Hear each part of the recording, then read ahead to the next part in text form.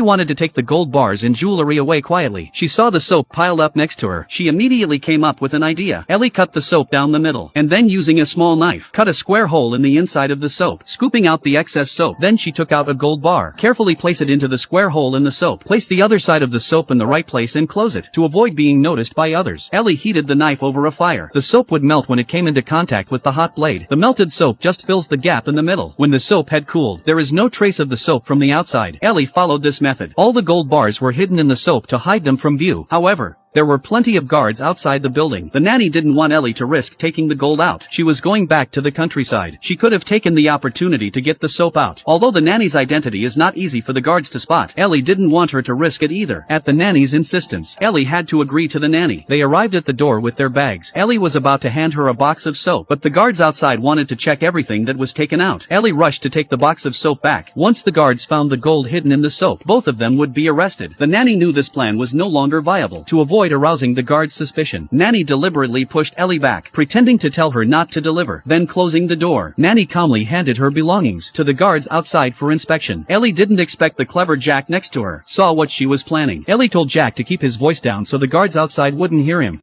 Inside the house, Jack tells Ellie that he has a way to get the soap out of the house. Ellie hears Jack's plan. She was shocked. Ellie had no idea he was so clever at such a young age. Jack then carried the box of soap. He walked out as if nothing had happened. When the guards stopped Jack and searched him, then he opened the box and checked it, and saw that it contained soap. Nothing unusual was found. The guard had to let Jack go. Inside the house, Ellie was relieved to see. Suddenly another man called out to Jack, asking him, what was the point of taking so much soap out? Jack explained, his classmates don't play with him. It just so happens that this week the school is doing laundry. He took some soap to impress his classmates. That's a reasonable enough excuse. But the man had to check the soap again. He breaks off a bar of soap. There's nothing inside. The man goes on to break a second piece of soap. Still nothing. Ellie is very nervous at this sight. At this rate, the gold bar hidden in the soap would be found. Just as the man was about to break the third bar of soap, Jack interrupted him. He said he didn't have to go through all that trouble to find the gold bars. He could just use a metal detector and scan the house to find out if they were there. The man thought the little boy had a point, so they let him go. A short time later the boy went out into the countryside. He took all the gold bars out of the soap, put them in an aluminum box, covered it up and he buried the box in the dirt. And that was it. A few years later, Jack dug up the gold bars he had buried earlier. Looking at the gold bars piled high in the box, he was no longer the poor boy.